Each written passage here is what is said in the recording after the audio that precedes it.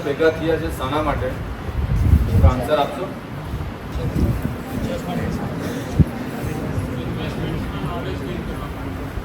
Thank you.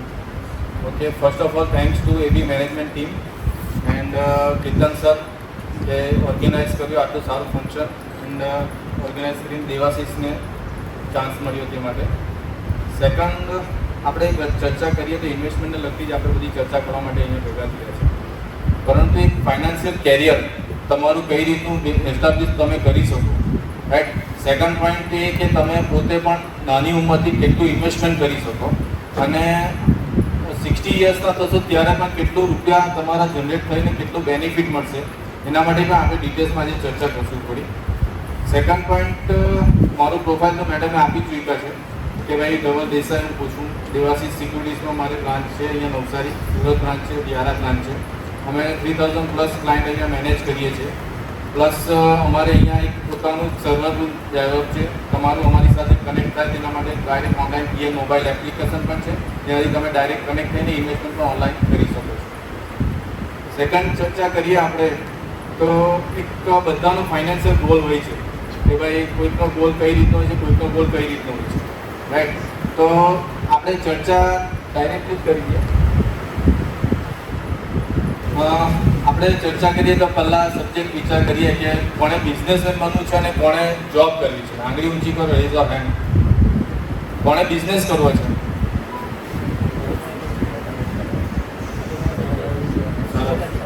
Ketan sir, તમારે tension નથી, બધા બિઝનેસમેન બનવાના છે ઘણા બધા. Job provider, right, exact. અને જોબ, તમે જોબ કરવાનું, રેઝ હેન્ડ નથી કરતો, જોબ કરશો ને?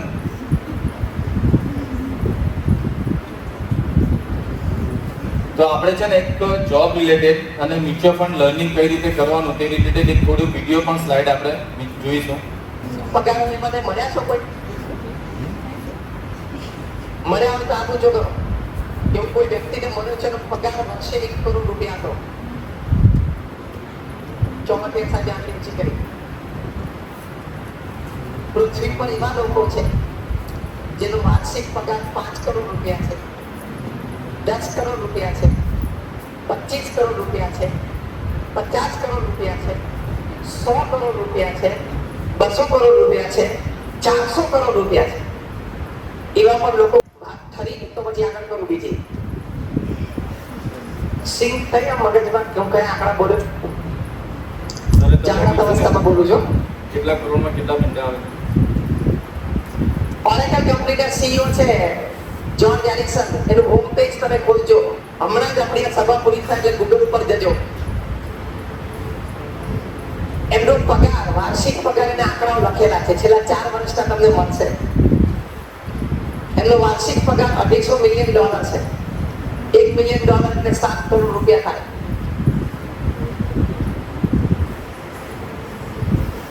$200 મિલિયન એટલે 1400 કરોડ રૂપિયા થાય. 1750 કરોડ રૂપિયા એમનો વાર્ષિક પગાર છે. 1750 કરોડ એટલે આપણે રફલી રાઉન્ડ ફિગર એવું સમજી લો કે રોજનો 5 કરોડ રૂપિયાનો પગાર છે. આંકડા સાંભળવાની મજા આવે છે.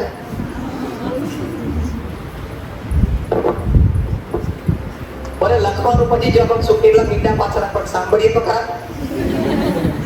રોજનો 5 કરોડ રૂપિયાનો પગાર, સાંજે 5 વાગે એટલે 5 કરોડ. આવા લોકો પણ પૃથ્વી પર જીવે છે. એટલે તને અહીંયા એગ્રીકલ્ચર યુનિવર્સિટીમાંથી ગ્રેજ્યુએશન પછી 20,000 રૂપિયાની નોકરી ક્યાંક મળે તો બહુ રાજી ના થઈ ગઈ.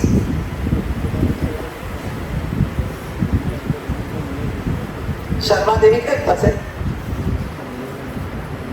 પણ આ કક્ષા સુધી વ્યક્તિ પહોંચી શકે.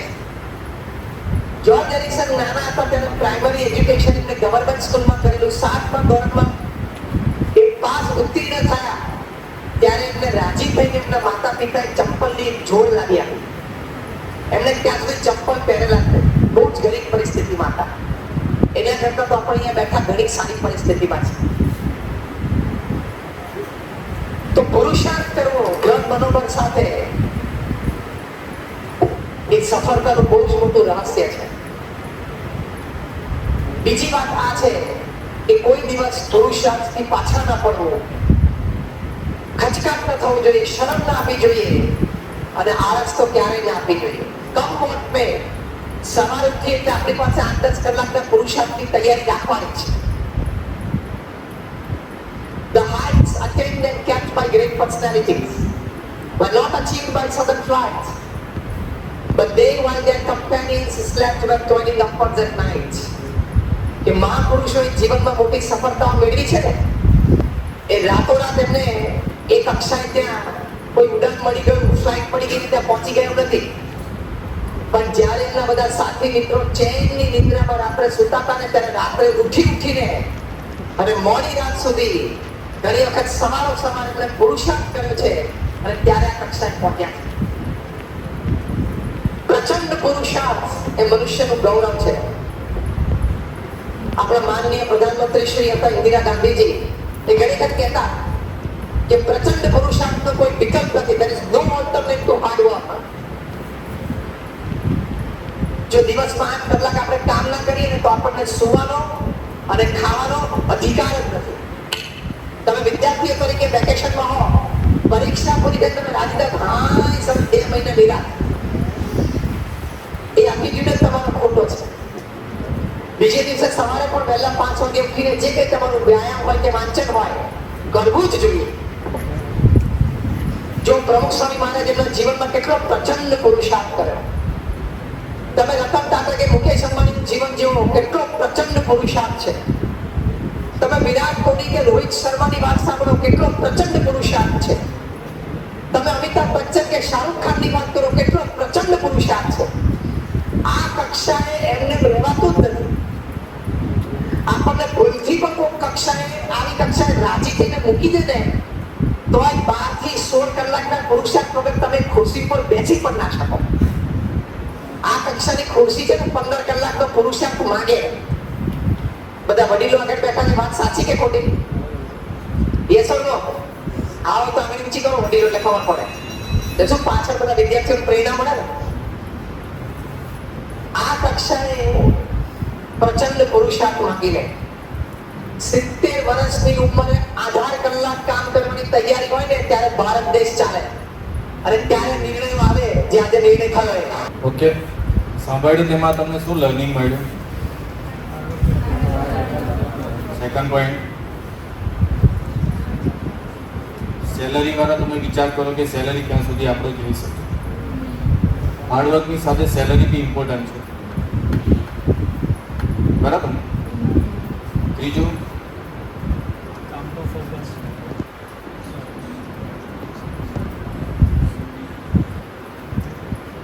ચાલો વાંધો નહીં, બે ઇમ્પોર્ટન્ટ છે. બટ હવે તમે ઘણા લકી છો કે એબી મેનેજમેન્ટ અત્યારે તમારા માટે આટલા સારા પ્રોગ્રામ કરી રહી છે. તો તમને અત્યારથી જ કયું ઇન્વેસ્ટમેન્ટ ક્યાં કરવું જોઈએ, મ્યુચ્યુઅલ ફંડમાં ઇન્વેસ્ટમેન્ટ, સ્ટોક માર્કેટમાં ઇન્વેસ્ટમેન્ટ કઈ જગ્યાએ કરવું જોઈએ, તે તમે જ્યારે અર્નિંગ કરશો, તમે જ્યારે 23 યર્સના થશો, ત્યારે અર્નિંગ જે પણ આવશે ત્યારે પહેલેથી જ તમને એની માહિતી ઓલરેડી મળી ગઈ હશે. તો તેના માટે કેતન સરના એબી મેનેજમેન્ટ માટેનો તમારા માટે સપોર્ટ આપ્યો તો ઘણો તમારા માટે ધન્યવાદ કહેવાય. સેકન્ડ પોઈન્ટની ચર્ચા કરીએ તો ઇન્વેસ્ટમેન્ટને લગતી જે પણ વાતો છે તે આપણા જૈનેશભાઈ અને રઘુભાઈ આપણી સાથે વાતચીત કરશે.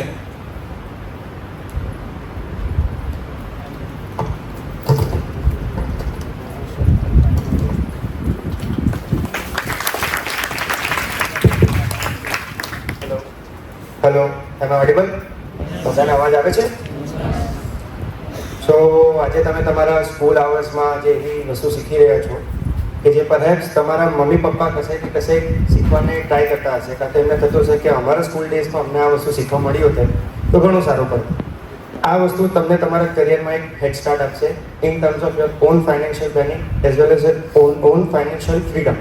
તમે જોબ કરો કે બિઝનેસ કરો, તમારા માટે એક વસ્તુ કોમન રહેશે, એ છે ડિસિપ્લિન વેમાં તમારે ઇન્વેસ્ટમેન્ટ કરવું. અને ઇન્વેસ્ટમેન્ટની ક્લેરિટીથી તમને તમારા પ્રોફેશનલ કરિયરમાં જે વસ્તુ કરવાની છે એ તમારામાં જ્યાં સુધી પોતામાં ક્વોલિટી ડેવલપ નહીં થશે ને કે તમે એક સ્ટ્રેટેજિક વેમાં ઇન્વેસ્ટ કરી શકો, ત્યાં સુધી તમે બીજી કોઈ વસ્તુને લઈને આગળ નથી આવી શકો. એટલે જેટલા પણ મહાપુરુષોની વાત થઈ તે બધા પોતે કશેક ને કશેક બહુ અવેર છે કે કઈ રીતે પોતાની ફાઇનાન્શિયલ ફ્રીડમને પણ પ્રોપર રાખવું. તો આજે આપણે એની વાત કરીએ પર્ટિક્યુલરલી તો why do we need to learn mutual fund? તો first of all as a student તમારા કન્સર્નમાં જોશો તો તમે ફાઇનાન્સ ગ્રેજ્યુએટ તરફ આગળ વધી શકો છો. તમે પોતે કોઈક બીકોમ કાં તો બીબીએની ડિગ્રી કરીને in the field of finance તમારા આજુબાજુ તમારા નવસારીમાં, ગુજરાતમાં, ઇન્ડિયામાં બહુ ઓપોર્ચ્યુનિટીઝ છે જ્યાં તમે એમાં ગ્રો થઈ શકો છો. અને આ ઇન્ડસ્ટ્રી કોઈ દિવસ બંધ નથી થવાની. એટલે તમારા પર્સનલ ઇન્ટેન્શન માટે સેલ્ફિશ ઇન્ટરેસ્ટ સાથે પણ તમે આમાં આગળ વધી શકો છો. સેકન્ડ થિંગ કે કેપિટલ માર્કેટ્સમાં એક કરિયર બનાવવું તો તમારા કરિયર કેપિટલ માર્કેટ્સ એટલે કે જે ઇક્વિટી માર્કેટ્સ છે તેમાં તમે આગળ વધારી શકો છો. જે સ્ટોક માર્કેટ વિશે તમે ન્યૂઝમાં જોવો છો, ન્યૂઝ પર જે રિપ્રેઝેન્ટેટિવ્સ હોય જેને તમે જર્નલિસ્ટ કહો થી લઈને જે લોકો એનાલિસ્ટ હોય, આખો મોટો સ્પેક્ટ્રમ છે જે તમારા માટે ઓપન થઈ શકે છે. ત્રીજું છે learn analysis for managing portfolio. એટલે તમે તમારા પર્સનલ ફાઇનાન્સ પણ મેનેજ કરશો તો એનું ફંડામેન્ટલ આજે તમે શીખશો. થી લઈને તમે કોઈ કંપની માટે બીજાના ફંડ્સ મેનેજ કરશો ને તે પણ તમને આજે અહીંયાથી એક ફાઉન્ડેશનલ સ્ટોન તરીકે આગળ વધી શકો છો. નેક્સ્ટ જો આપણે જોઈએ તો પોતે તમે ઓફકોર્સ તમારો બિઝનેસ સ્ટાર્ટ કરી શકો છો. બહુ પ્રકારના બિઝનેસીસ છે, ડિસ્ટ્રીબ્યુશન છે, બ્રોકિંગ છે, એડવાઇઝરી છે. તેના વિશે તમને ઓફકોર્સ આગળ આ ફિલ્ડમાં આગળ વધશો તો શીખવા મળશે. નેક્સ્ટ આપણે વાત કરીએ ટાઈપ્સ ઓફ વેલ્થ.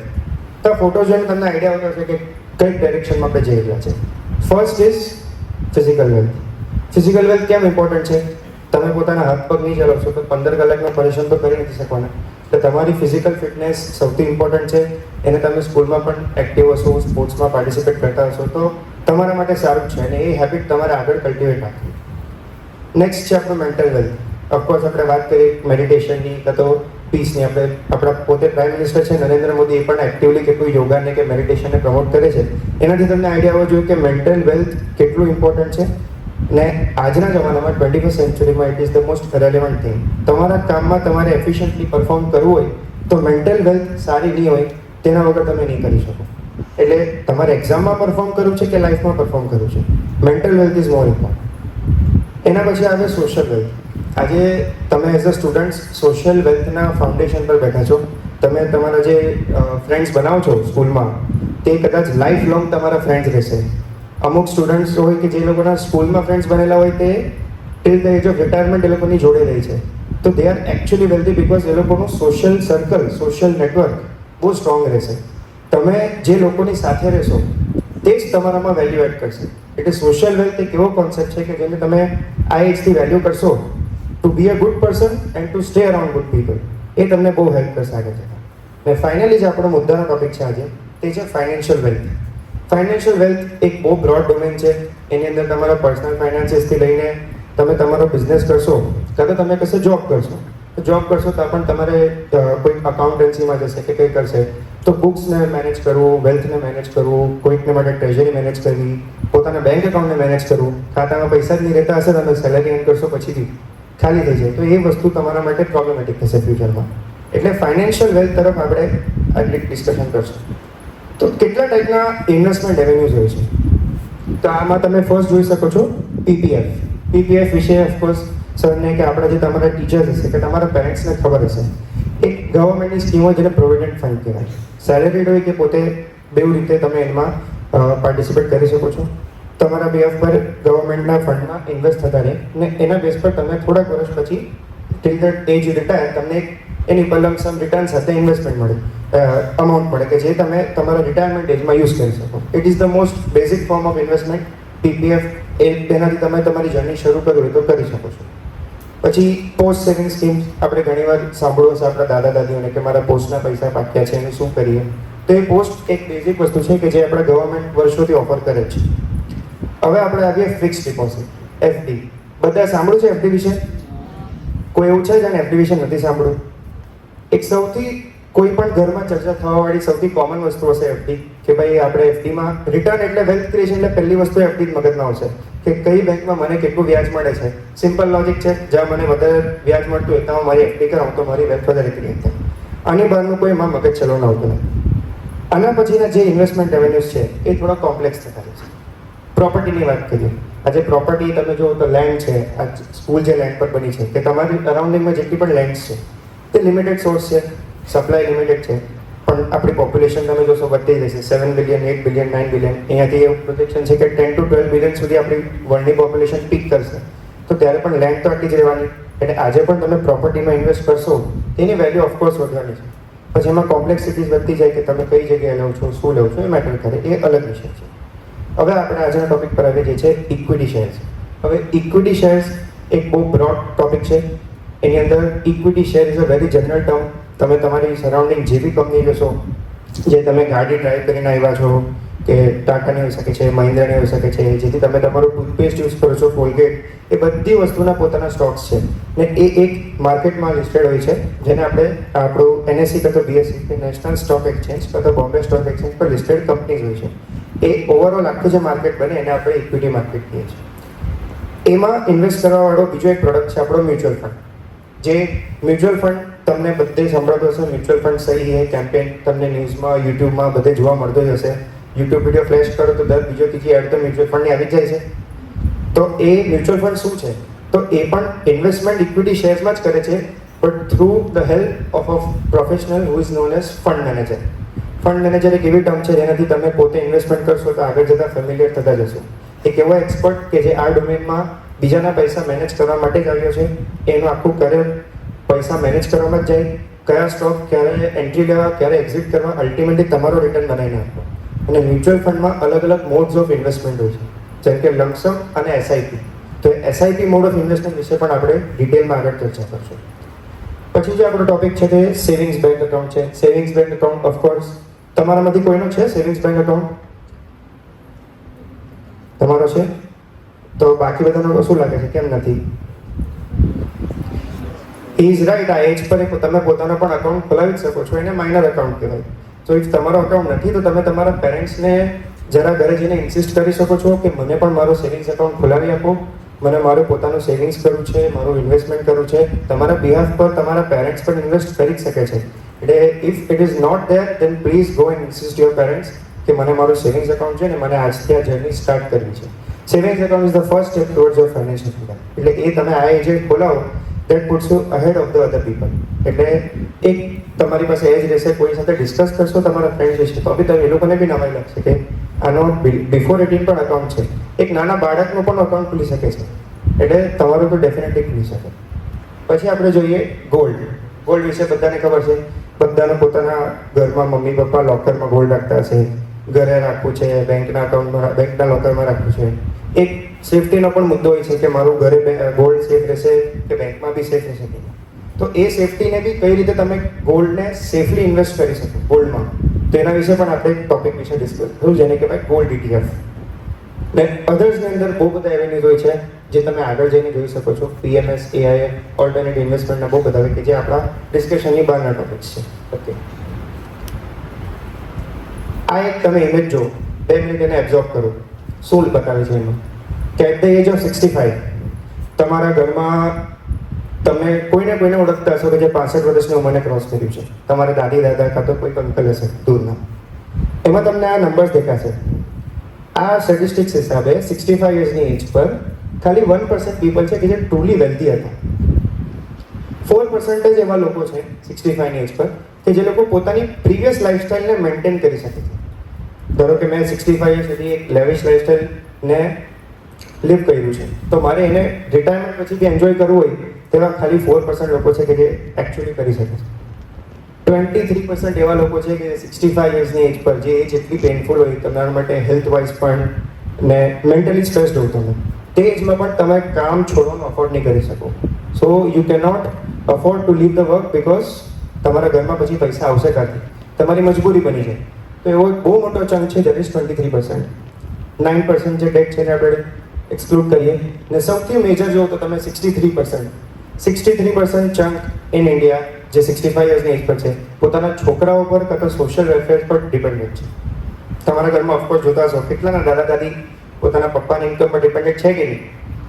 તો એ રિયાલિટી છે તમારી આજુબાજુ કે હવે તમે એઝ અ યંગ જનરેશન તમે જ્યારે 65 યર્સના થશો તો what should you do right કે તમને આ દશાની જોવી પડે.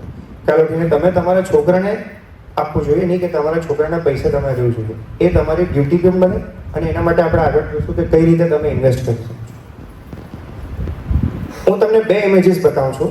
પોતાની રીતે એક વખત એબ્ઝોર્બ કરો, પછી હું તમને એક ક્વેશ્ચન પૂછીશ. આ ફોટોને 2 મિનિટ ઓબ્ઝર્વ કરી લો. Active versus passive income without planning. At the age of 25 to 50 અને એટ ધી એજ ઓફ 51.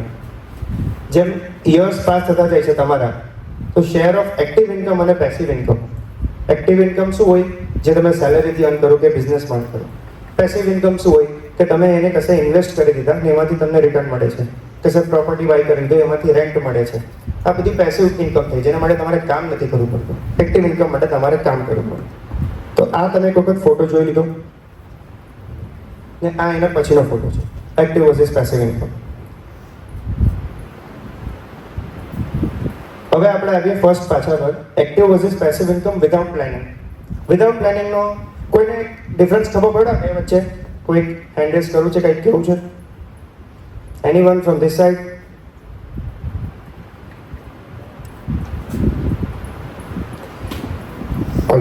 તો વિધાઉટ પ્લાનિંગ એટલે કોઈ પ્લાનિંગ વગર જો આગળ વધતું હોય, અને એક્ટિવ વર્સિસ પેસિવ ઇન્કમ એની એજમાં કઈ રીતે કોન્ટ્રીબ્યુટ કરે. જેમ તમે 25 યર્સના થશો ને સ્ટાર્ટ કરશો ને પોતાનું કરિયર, તો બ્લુ બબલ જોઈ શકો છો જે એક્ટિવ ઇન્કમનું છે, રેડ બબલ પેસિવ ઇન્કમનું છે. જેમ જેમ 50 યર્સને અપ્રોચ કરશો, તમારી એક્ટિવ ઇન્કમ તો ગ્રો થતી જ જશે, બ્લુ બબલ મોટો થતો જાય છે, પેસિવ ઇન્કમ પણ મોટી થતી જશે. પણ જો તમે પ્લાનિંગ નહીં કરશો તો એટ ધી એજ ઓફ 51 તમારી પેસિવ ઇન્કમ પીક કરી જશે. 51 યર્સના થશો એ એજ પછી જ્યારે તમને એમ થાય કે હવે મારાથી જોબ નથી થતી કે બિઝનેસ નથી થતું, મારે એમાંથી ક્વિટ કરવું છે, એટ ધ સડન તમારી એક્ટિવ ઇન્કમ તો બંધ થઈ જ જશે અને પેસિવ ઇન્કમ શ્રિંક થવા લાગશે. તો તમારી પાસે ઠંઠન ગોપાલ રહેશે એટ ધ એજ ઓફ 65. જો તમે એવું કેલ્ક્યુલેટ કરો તો તમે કશે ના નહીં રહેશો. અને this is a very real thing, જે તમારે આ એજથી જોશો તો તમે એની પર ડેફિનેટલી વર્કઆઉટ કરી શકો છો. આ વસ્તુને આપણે અવોઇડ કરવાની છે. આ આપણો આઈડિયલ સિનારિયો છે, આપણે આના તરફ જવાનું છે. Active versus passive income with planning. 25 યર્સની એજથી કોઈ સ્ટાર્ટ કરે વિથ ફાઇનાન્શિયલ પ્લાનિંગ. આજે જે આપણે શીખીએ છીએ એ તમે ઇમ્પ્લિમેન્ટ કરો, તમે 25 વર્ષના થાવ, તમારું પિક્ચર તો આવું લાગશે. બ્લુ બબલ મોટો થતો જશે, મીન્સ કે તમારી એક્ટિવ ઇન્કમ ઓફકોર્સ ગ્રો થશે. જોબ કરો કે બિઝનેસ કરો, ગ્રો થવાની છે. રેડ ઇન્કમ તમારી પેસિવ ઇન્કમ પણ ગ્રો થશે. ચેન્જિંગ પોઈન્ટ છે 51 યર્સની એજ. 51 યર્સની એજ પર તમારી એક્ટિવ ઇન્કમ બનતી થઈ જશે, તો તમારું પેસિવ ઇન્કમ એટલું મોટું થઈ ગયું હશે, તમારું ઇન્વેસ્ટમેન્ટ એટલું મોટું થઈ ગયું હશે, તમે ઘરે બી બેઠા હશો તો તમારા ખાતામાં કન્ટિન્યુઅસ પૈસા પડ્યા કરશે, તમારે કંઈ કામ કરવાની જરૂર નથી ને એનો શેર પણ મોટો થતો જ જશે. તો આ આઈડિયલ સિચ્યુએશન કહેવાય કે નહીં કહેવાય તમારા માટે? તો તમે તમારા દાદા દાદીની જગ્યા પર તમે હશો 65 યર્સની એજ પર, તો કંઈક કરેક્ટ કરશો ને તમે આમાં? That is good to here. હવે આપણે જોઈએ wealth creation through mutual funds. Mutual fund સહી છે, જેમ હમણાં વાત કરી. મ્યુચ્યુઅલ ફંડ એક બહુ વાસ્ટ સબ્જેક્ટ થઈ ગયો છે. ઘણી બધી કંપનીઝ આવી ગઈ છે, હવે ઇન્ડસ્ટ્રી પણ બહુ મોટી થઈ ગઈ છે. કેટલા સ્ટેક હોલ્ડર હોય છે એક મ્યુચ્યુઅલ ફંડમાં? આમાં ટોપ પર દેખાશે તમને ઇન્વેસ્ટર્સ. તમે અહીંયા બેઠા છો, મોટા થશો કાં તો હમણાંથી મેં તમને કીધું તેમ ઇન્વેસ્ટમેન્ટ સ્ટાર્ટ કરું છું તમારું, તો એ investors first set of stakeholder છે કે જેના પૈસા રોકાવાના છે. એ પૈસાને મેનેજ કરવાવાળો કોણ હશે? તો ફંડ મેનેજર. મેં તમને વાત કરી તેમ ફંડ મેનેજર તમારા બધાના પૈસા ભેગા કરીને એક જગ્યાએ ઇન્વેસ્ટ કરે છે. એની સ્ટ્રેટેજી હોય છે, બધા ફંડ મેનેજરની પોતાની સ્ટ્રેટેજી હોય છે. તમે ક્રિકેટ રમો છો તમારા મિત્રો સાથે, કોઈ કેપ્ટન બને છે, બીજી ટીમનો કોઈ કેપ્ટન બને છે, કોઈકની અલગ સ્ટ્રેટેજી હશે, કોઈકની અલગ સ્ટ્રેટેજી હશે. અલ્ટિમેટલી વિનર એક જ બને છે. તેમાં આ ગેમમાં પણ અમુક કંપનીઝના ફંડ મેનેજર્સ વધારે સારા પરફોર્મન્સ આપે છે, બીજાને નથી આપતા. તે તમારે as a smart investor identify કરવાનું છે કે મારે કઈ તરફ જવાનું છે. પછી તમે જુઓ સ્ટોક્સ અને સિક્યોરિટીઝ. તો આ ફંડ મેનેજર લીધેલા પૈસા રોકશે કાં? તે વસ્તુ જે ઇન્સ્ટ્રુમેન્ટમાં રોકશે એને કહેવાય સ્ટોક્સ. અને at a broader term securities, જેમાં બોન્ડ્સ ને બધું પણ ઇન્ક્લુડેડ હોય. સ્ટોક્સમાં તમે ઇન્વેસ્ટ કરો એ તમારે ડાયરેક્ટ પણ કરી શકો અને ફંડ મેનેજરના થ્રુ પણ કરી શકો. અહીંયા આપણે ડિસ્કસ કરીએ છીએ મ્યુચ્યુઅલ ફંડ વિશે, એટલે ઓફકોર્સ વાયા ફંડ મેનેજર તમારે ઇન્વેસ્ટમેન્ટ રહેશે. ને પછી જે તમારો સૌથી કન્સર્નનો પોઈન્ટ હોય છે રિટર્ન, કે મને કેટલા મહિના મેં આમાં નાખ્યા 1 લાખ રૂપિયા, આ 1 લાખ ને 1,50,000 થયા, 1,75,000 થયા, 2-3 વર્ષમાં, તો મારા માટે કયો ફંડ સારો હતો એ તમારો કન્સર્ન હોય છે. ને એના માટે ગાઈડન્સ માટે તમારી પાસે ઓફકોર્સ એડવાઇઝર્સ હોય છે કે જેને તમે પૂછીને ઇન્વેસ્ટમેન્ટ એક સ્ટ્રેટેજિક ડિસિઝન લઈ શકો છો. પછી આપણે જોઈએ બેનિફિટ્સ ઓફ મ્યુચ્યુઅલ ફંડ. તો બેનિફિટ્સ માટે વાત કરીએ તો first, it is professionally manage. મેં તમને કીધું તેમ ફંડ મેનેજર તમારા પૈસા મેનેજ કરશે. પછી ઓફર્સ ડાયવર્સિફિકેશન. તમે પૈસા ઇન્વેસ્ટ કરો, એક જ જગ્યાએ ઇન્વેસ્ટ કરો, અને એક વ્યક્તિ છે કે જે 10 જગ્યાએ ઇન્વેસ્ટ કરે, એ સેમ અમાઉન્ટને 10 અલગ અલગ જગ્યાએ ઇન્વેસ્ટ કરે. તો કોઈ એના એક્સ છે તે એક જ બાસ્કેટમાં નથી. એટલે કોઈ એક વસ્તુને નુકસાન થશે તો બી બીજી 9 વસ્તુ બચી જશે. તેને કહેવાય ડાયવર્સિફાઈડ વે ઓફ અપ્રોચ. તમારે ઓલવેઝ લાઈફમાં પ્લાન એ, પ્લાન બી, પ્લાન સી એ રીતે ચાલો તો તમારી ડાયવર્સિફાઈ કરો છો. એ ડાયવર્સિફાઈડ વેમાં ઇન્વેસ્ટ કરો તો તમને ઓલવેઝ બેનિફિટ મળે. અને એ મ્યુચ્યુઅલ ફંડથી બાય ડિફોલ્ટ તમને ડાયવર્સિફાઈડ ઇન્વેસ્ટમેન્ટ મળી જાય છે. લિક્વિડિટી, તમારા પેરેન્ટ્સને સાંભળો છે, એટીએમમાં ગયા પૈસા ઉપાડી લીધા, લિક્વિડિટી છે. કેશમાં લિક્વિડિટી છે, તમારા ઘરે કેટલા કેશ છે, તમારા વોલેટમાં કેટલા રૂપિયા છે. તમારી લિક્વિડિટી જેટલી હાઈ એટલું તમારે ઇઝી પડે કે ભાઈ મારે લાઈફમાં કંઈ પણ પરચેસ કરવું છે અથવા તો કંઈક નાખવા છે પૈસા, તો મારી પાસે લિક્વિડિટી હોય. મ્યુચ્યુઅલ ફંડ બહુ હાઈ લેવલ ઓફ લિક્વિડિટી આપે છે. એફડી જેવું નથી, એકવાર નાખ્યા તો વર્ષ પછી જ ઉપાડી શકું. મ્યુચ્યુઅલ ફંડમાં હું આજે નાખીને અઠવાડિયા પછી બી ઉપાડી શકું, મને કોઈ ના નહીં પાડે. ઓફકોર્સ એવું કરવું નહીં જોઈએ, લોંગ ટર્મ ચાલુ જોઈએ, પણ લિક્વિડિટી બહુ હાઈ આસ્પેક્ટ છે કે જેમાં રહી છે.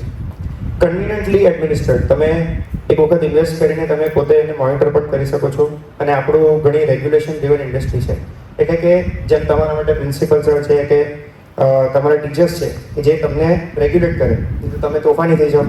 તોફાની નહીં થાઓ એ માટે તમારામાં એક ડિસિપ્લિન એન્ફોર્સ કરવામાં આવે. તેમ આ ઇન્ડસ્ટ્રીના પણ એક ટીચર છે, તે એમાં ડિસિપ્લિન એન્ફોર્સ કરે છે. પછી જો તો ગીવ હાયર રિટર્ન, તમને ઓફકોર્સ ટ્રેડિશનલ એસેટ જેમ કે એફડી છે, બેંક એકાઉન્ટ છે, એ બધા કરતાં ઘણું સારું રિટર્ન મળે.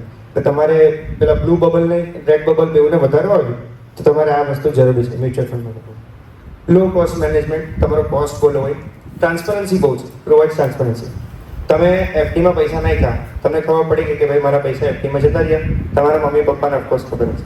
એ પૈસા કાં ગયા તમને નહીં ખબર પડે, પણ મ્યુચ્યુઅલ ફંડમાં જે પૈસા તમે આપો છો 1000 રૂપિયા, તે કાં રોકાય એ બધું તમને ક્લિયર કટ ખબર પડે. એટલે આનાથી બેટર ને ટ્રાન્સપરન્ટ ઓપ્શન કોઈ નહીં. Allow to switch to other scheme, એકમાંથી બીજામાં નાખી શકો. રેગ્યુલેશન્સ ઓફકોર્સ વધારે છે and it is very simple to invest. કઈ રીતે ઇન્વેસ્ટ કરવું એ પણ આપણે જોઈએ. ETFs એક ટોપિક છે જે એક્સચેન્જ ટ્રેડેડ ફંડ કહેવાય, એક એડવાન્સ લેવલનો ટોપિક છે. ETF સ્ટોક્સની જેમ તમારા સ્ટોક એક્સચેન્જ પર લિસ્ટેડ હોય છે. એ કોમોડિટીના પણ હોઈ શકે છે જેમ કે ગોલ્ડ, નિફ્ટીના પણ હોઈ શકે છે, સેન્સેક્સના પણ હોઈ શકે છે. અલગ અલગ ઇન્ડેક્સીસના ETFs અવેલેબલ હોય છે. ETF trades like a common stock on a stock exchange. ને જે ETFની પ્રાઇસ છે તે પણ વધઘટ થાય. જેમ તમે માર્કેટમાં જાઓ, તમારી પેન્સિલ બાય કરો છો તો તમે કંઈ પણ બુક બાય કરો છો, અમુક એની ડિમાન્ડ વધારે હોય તો એનો માર્જિનલી પ્રાઇસ વધી જાય છે, અમુક સિઝનમાં ડિમાન્ડ નહીં હોય તો પ્રાઇસ ઘટી જાય છે. એ જ પ્રિન્સિપલ તમારા સ્ટોક્સ અને ETFs પર અપ્લાય થાય છે. જેટલી ડિમાન્ડ વધારે એટલો એનો ભાવ વધારે. તમે લીધેલા સ્ટોકની ડિમાન્ડ વધી ગઈ, તમે લીધેલા ETFની ડિમાન્ડ વધી ગઈ તો તમારી પાસે ઓફકોર્સ રૂપિયા આવવાના છે. પછી આપણે આવીએ ગોલ્ડ ETF પર. જો ગોલ્ડ વિશે આપણે વાત કરી હતી તો ગોલ્ડ કેવી વસ્તુ છે કે તમારે એને સાચવવી પડે, પ્લસ તમારે એ બી જોવું પડે કે મારા ગોલ્ડમાં પ્યોરિટી છે કે નહીં. પછી તમે 24 કેરેટ ગોલ્ડ સાંભળો છો, 22 કેરેટ, 24 કેરેટ, તમને નહીં જોઈને નહીં ખબર પડે, પણ એની મેટ્રિક હોય કે એનાથી ખબર પડે ગોલ્ડ કેટલું પ્યોર છે. ગોલ્ડ ETFમાં તમે ઇન્વેસ્ટ કરશો ને તો તમારે એ વસ્તુ જોવાની જ નહીં રહેશે. It is pack with 99.5% pure physical gold. એટલે તમને એમ થયું કે મારે આ ઇક્વિટીમાં નથી જવું, મારે ગોલ્ડમાં રોકવું છે, સીધું gold ETF. This is an electronic form of gold. જેમ માર્કેટમાં ગોલ્ડનો ભાવ વધશે, આમાં ઇન્વેસ્ટ કરો તો તમારો ગોલ્ડનો ભાવ પણ વધવાનો જ છે, એટલે તમારા ETFનો ભાવ વધશે. માર્કેટમાં પ્રાઇસ નીચે જશે તો આનો પણ પ્રાઇસ નીચે જશે. ગોલ્ડની શ્યોરિટી જોઈતી હોય ને સેફટી જોઈતી હોય, તમારે કોઈ લોકરની ઝંઝટમાં નથી પડવું, ઘરમાં ગોલ્ડ નથી રાખવું. 1 લાખ રૂપિયાનું મારે ગોલ્ડ લેવું છે ફોર એક્ઝામ્પલ, સીધું આમાં એટલા 1 લાખ રૂપિયાનો ETF પરચેસ કરી લે તો તમારું ગોલ્ડ એક ઇલેક્ટ્રોનિક ફોર્મેટમાં તમારી પાસે રહે. એડવાન્ટેજીસ શું છે ગોલ્ડના ETFના? તો first of all purity maintained ને each unit is back by actual gold. એટલે એવું નથી કે ખાલી હવામાં વાત છે, હું કહી દઉં તમને આ ગોલ્ડ છે, એવું નહીં હોય. એમ પેલું પેક હોય એટલે તમે એમાં પરચેસ કરશો તો તમે એને વેચશો તો ગોલ્ડના ભાવે જ વેચાશે એ વસ્તુ. ટ્રાન્સપરન્ટ છે ને રિયલ ટાઈમ ગોલ્ડના પ્રાઇસીસ ચેન્જ થાય, એની સાથે એના પ્રાઇસ પણ ચેન્જ થાય. પછી it is listed and traded on stock exchange, મેં તમને કીધું ત્યાં. ને finally no fear of theft. મારે કોઈ નહીં જોવાનું કે મારા ઘરમાં ચોરી થાય કે ભાઈ બેંકનો ઉપરનો સ્લેબ કોલેપ્સ થઈ ગયો ને બધા લોકર દબાઈ ગયા, એવું કંઈ નથી જોવાનું. કારણ કે ભાઈ હમણાં વરસાદમાં ઘણું બધું પ્રોપર્ટીને નુકસાન થયું છે, અનફોર્ચ્યુનેટલી કોઈ બેંકને પણ થઈ શકે છે. તે વસ્તુથી મારે સેફટી રાખવી હોય તો of course go with electronic form of it. હવે આપણે આવીએ ટાઈપ્સ ઓફ મ્યુચ્યુઅલ ફંડ પર. તો કેટલા ટાઈપના મ્યુચ્યુઅલ ફંડ હોય છે? Organisational structure wise, open ended, close ended. In fact હવે તો માર્કેટમાં અવેલેબલ નથી, ખાલી ઓપન એન્ડેડ મ્યુચ્યુઅલ ફંડ જ હોય છે. એક્ટિવ ફંડ ને પેસિવ ફંડ. કોઈ ફંડ મેનેજર ઇન્વોલ્વ હોય તો એને કહેવાય એક્ટિવ ફંડ. કોઈ ફંડ મેનેજર જ ઇન્વોલ્વ નથી, માર્કેટની મુવમેન્ટના હિસાબે ફંડ જાતે મૂવ થાય છે, એવા ફંડ્સ પણ આવે, એને કહેવાય પેસિવ ફંડ. પણ એમાં કોઈ દિવસ તમને એમાં બહુ વધારે વેલ્થ ક્રિએશન નહીં થાય. So always choose active fund because India is growing market. Investment objectives wise categories છે, investment portfolio wise equity, debt સાંભળો છે, FD સૌથી બેઝિક ફોર્મ, ફિક્સ્ડ ડિપોઝિટ્સ, એ જ રીતે ફિક્સ્ડ ઇન્કમ કેટેગરી આવે, એને કહેવાય ડેટ મ્યુચ્યુઅલ ફંડ. પછી અધર ટાઈપ્સમાં આપણે ડિસ્કસ કર્યું તેમ ETFs અને ગોલ્ડ ETFs, ને અપાર્ટ ફ્રોમ ધેટ ઘણા બધા અલગ ઓપ્શનો છે. કેમ ઇક્વિટી લોંગ ટર્મમાં લેવી જોઈએ? કોઈને આઈડિયા આવે છે ઉપર શું લખ્યું છે? વંચાય છે કોઈને ફ્રન્ટ રોમાં? S&P, BSE, Sensex. સેન્સેક્સ નામ કોને સાંભળ્યું છે? કોઈ સાંભળ્યું છે સેન્સેક્સ? ક્યાં જોયું છે? ન્યૂઝમાં જોયું છે ને? તો સેન્સેક્સ શું હોય? મેં તમને હમણાં જે સ્ટોક્સ વિશે વાત કરી, તે સ્ટોક્સ કશેક લિસ્ટેડ હોય, એ કલેક્ટિવલી મારા 100 સ્ટોક કઈ રીતે મૂવ થાય છે. સેન્સેક્સની અંદર ટોપ 30 સ્ટોક્સ, ઇન્ડિયાની 30 સૌથી મોટી કંપની, રિલાયન્સ, L&T, ટાટા, આ બધા નામ સાંભળ્યા છે તમે, બજાજ, તો આ બધા મળીને જે કન્ટ્રીને રન કરે, એ સ્ટોક્સનો શું ભાવ છે, કલેક્ટિવલી આ ઇન્ડેક્સને રિપ્રેઝેન્ટ કરે. ને આ ચાર્ટ શો કરે છે 1983 થી લઈને 2023 સુધી. કેટલા વર્ષ થયા? 40 years. 40 વર્ષમાં 0 થી લઈને 70,000ની જર્ની. આ સેન્સેક્સમાં ખાલી રોક્યા હતા ને તમે, તો પણ તમને મળી હતું. મીન્સ આ ચાર્ટ એટલું ઇન્ડિકેટ કરે છે કે તમે આ ગ્રોથ જર્નીમાં પાર્ટિસિપન્ટ તરીકે રહેવા જોઈએ. તમારા પૈસા મ્યુચ્યુઅલ ફંડ થ્રુ કે સ્ટોક્સ થ્રુ ઇન્વેસ્ટેડ રહેવા જોઈએ. ઇન્વેસ્ટમેન્ટ કરશો તો આ ગ્રોથ જર્નીનો પાર્ટ બની શકશો, નહીં તો ભાઈ તમારા માટે ફ્લેટ લાઇન જ છે, કોઈ તમને આવો એક્સપોનેન્શિયલ કર્વ જોવા નથી મળવાનો. આ એક સ્લાઇડ બહુ ઇન્ટરેસ્ટિંગ છે, જેમાં શો કરવામાં આવ્યું છે કે કોઈ 2008 ફાઇનાન્શિયલ ક્રાઇસિસ વિશે સાંભળ્યું છે? કશે ભણ્યું તમે? 11th-12th કોમર્સમાં છો તો ભણ્યા હશો. તો 2008માં ક્રાઇસિસ હતું તો માર્કેટે -50% રિટર્ન આપ્યું છે. પણ એવું હિસ્ટ્રીમાં એક જ વાર થયું છે. 30% to 20% વચ્ચે 95માં, 2000માં અને 2011માં રિટર્ન આવેલું. That is only 3 times. એવી રીતે નેગેટિવ રિટર્ન ટોટલી ખાલી 10 વખત તમને મળ્યા છે માર્કેટમાં. એની સામે જો તો 34 ટાઈમ તમને પોઝિટિવ રિટર્ન મળ્યા છે. ને આ રિટર્ન કઈ રીતે ગણવામાં આવ્યા છે કે ભાઈ તમે 1st જાન્યુઆરી ઇન્વેસ્ટ કર્યા હોત ને 31st ડિસેમ્બર એક્ઝિટ લીધો for any of the year, 2021 છે, 24, 23 છે, 2013 છે, તો તમને પોઝિટિવ રિટર્ન જ મળ્યું હતું. એટલે આ ઇન શોર્ટ તમને કોન્ફિડન્સ આપવામાં આવે છે કે તમે ઇન્વેસ્ટ કરો, અને ઇનફેક્ટ જો નેગેટિવ બી ગયું તો એ તમારા એન્ટ્રીનો પોઈન્ટ છે. માર્કેટ પડે તો આપણે નાખવાના, કાઢવાના નહીં. આ સિમ્પલ પ્રિન્સિપલ છે, આના બહારનું કોઈ બહુ લોજિક લગાવવાની જરૂર નથી. એટલે if it is negative then invest, and if it is positive then you are to invest. એટલે તમે ઇન્વેસ્ટ કરશો નહીં તો તમે જર્નીના પાર્ટ નહીં બનશો. આપણે નેશનના પ્રોગ્રેસની વાત કરીએ તો nation is made of 2 very key things. People, હું છું, તમે છો, સર છે, પછી ગવર્મેન્ટ. આ બે વસ્તુથી આખી કન્ટ્રી રન થાય. બેઉના પોતાના રોલ્સ હોય. પીપલ પોતાની ગવર્મેન્ટને ઇલેક્ટ કરે, જે ગવર્મેન્ટ પોલિસીસ લાવે, એ પીપલને ગમે નહીં બી ગમે.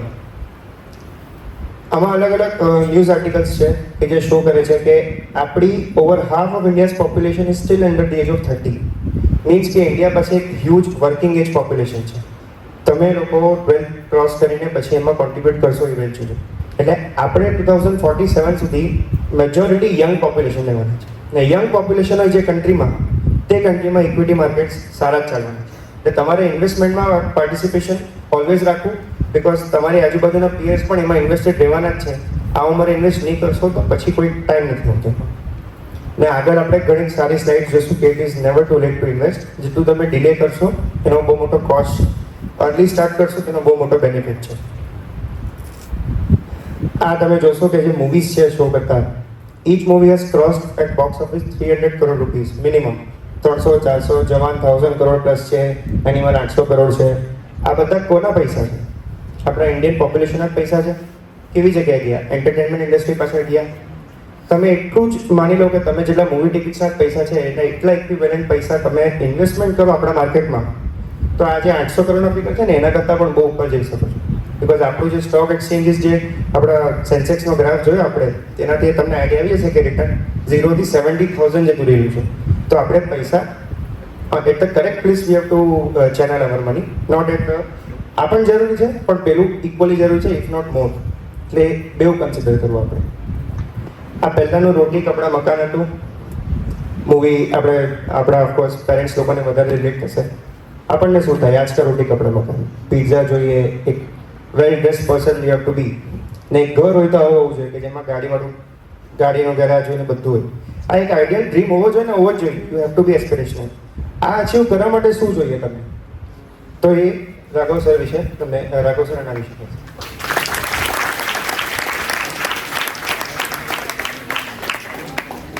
Thank you Jainish. તો જૈનિશે ઘણું ખરું મ્યુચ્યુઅલ ફંડના રિલેટેડ ઇન્વેસ્ટમેન્ટ્સના રિલેટેડ તમને થોડું ગાઈડન્સ આપ્યું. તો એક ક્વેશ્ચન ખાલી તમને કરવા માગું છું. આ બે વર્ડ છે, બેની વચ્ચેનો ડિફરન્સ શું છે? સેવિંગ્સ અને ઇન્વેસ્ટમેન્ટ.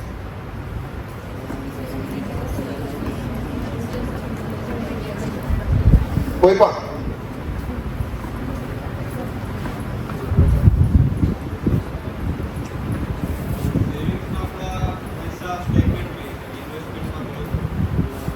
Perfect answer. સેવિંગ્સ मतलब स्टेगनेंट, इन्वेस्टमेंट मतलब इन्फ्लेशन एडजस्टेड रिटर्न्स. એ ઇન્વેસ્ટમેન્ટ કરે છે. ઇન્ફ્લેશન શું છે? ઇન્ફ્લેશન સેવિંગ્સ પર કઈ રીતના ઇમ્પેક્ટ ક્રિએટ કરે? કોઈ પણ પૂછી શકો. ખોટા હશો તો નવું જાણવા મળશે.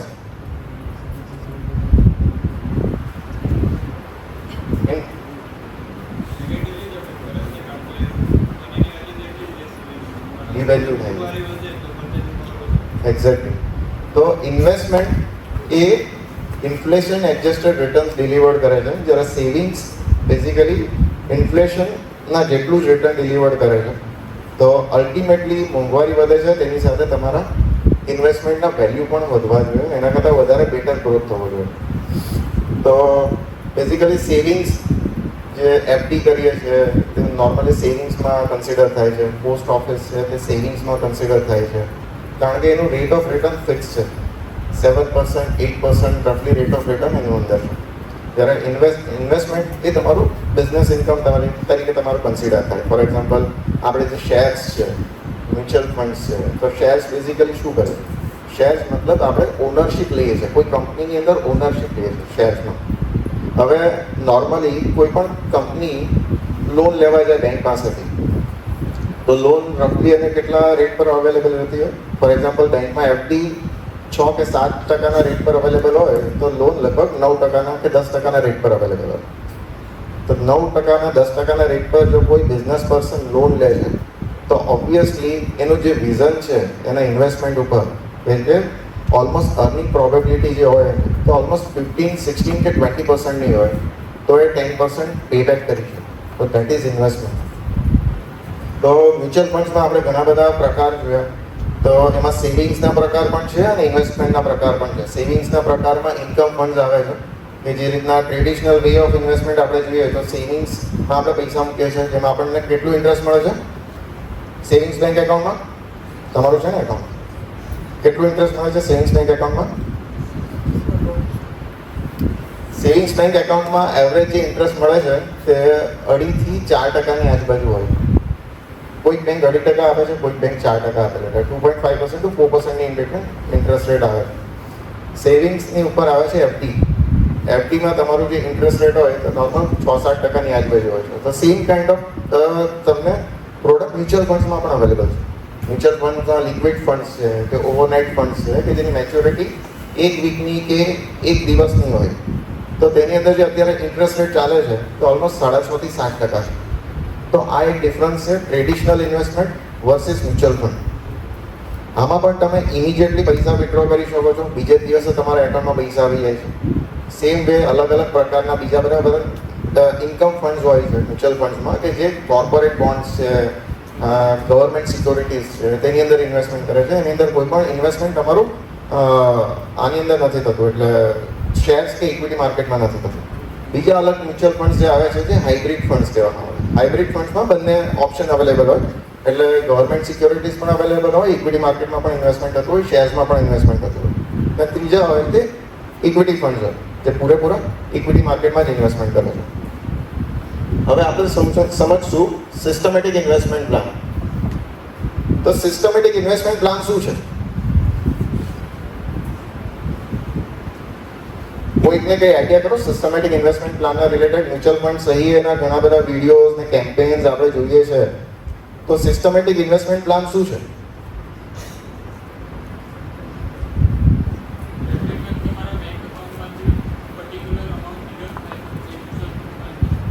પરફેક્ટ. તો systematic investment plan basically simple લેંગ્વેજમાં જો આપણે કહીએ તો એ એક રિકરિંગ પ્લાન છે. રિકરિંગ પ્લાનમાં શું, એવરી સિસ્ટમેટિક મતલબ એવરી મંથ એ ઇન્વેસ્ટમેન્ટ થતું હોય તમારું જે ફંડ તમે સિલેક્ટ કરો છો તેની અંદર. હવે એ કોઈ પણ ફંડ તમે સિલેક્ટ કરી શકો છો એની અંદર. એમાં લિક્વિડ ઓવરનાઇટ ડેટ ફંડ પણ આવે છે, ઇક્વિટી ફંડ્સ પણ આવે છે અને હાઇબ્રિડ ફંડ્સ પણ આવે છે. બીજું છે એસટીપી. એ સિસ્ટમેટિક ટ્રાન્સફર પ્લાન કહેવાય. જે રીતના તમારા બેંક એકાઉન્ટમાંથી પૈસા મ્યુચ્યુઅલ ફંડમાં ઇન્વેસ્ટમેન્ટ થાય છે તો બેંક એકાઉન્ટમાં તમને ઇન્ટરેસ્ટ રેટ કેટલું મળે છે? આપણે કેટલું કીધું અત્યારે? 2.5 થી 4% ઇન્ટરેસ્ટ રેટ મળે છે, બરાબર? અને મ્યુચ્યુઅલ ફંડના લિક્વિડ અને ઓવરનાઇટ ફંડમાં કેટલો ઇન્ટરેસ્ટ ચાલે છે અત્યારે? 6.5 થી 7%. તો આપણી પાસે કોઈ લમસમ એમાઉન્ટ હોય તો આપણે એને કોઈ લિક્વિડ કે ઓવરનાઇટ ફંડમાં મૂકીએ છીએ અને એમાંથી ઇક્વિટી ફંડ્સમાં સિસ્ટમેટિકલી ટ્રાન્સફર થાય છે. દેટ મીન્સ કે તમારા 2.5 કે 3% કે 4%ના બેંક એકાઉન્ટની જગ્યાએ જે બીજા ફંડ્સમાં ઇન્વેસ્ટમેન્ટ થાય છે તે ઓલમોસ્ટ 6.5-7%ના રિટર્ન્સના જે ઇન્સ્ટ્રુમેન્ટ છે તેની અંદર ઇન્વેસ્ટમેન્ટ થાય છે, ત્યારથી એ ઇક્વિટી ફંડ્સમાં ટ્રાન્સફર થાય છે. ત્યાર પછીનો એક કોન્સેપ્ટ છે એસડબ્લ્યુપી. એસડબ્લ્યુપી એટલે એક વેલ્થ ક્રિએશનનો ફેઝ હોય છે અને બીજો વેલ્થ ડિસ્ટ્રીબ્યુશનનો ફેઝ હોય છે.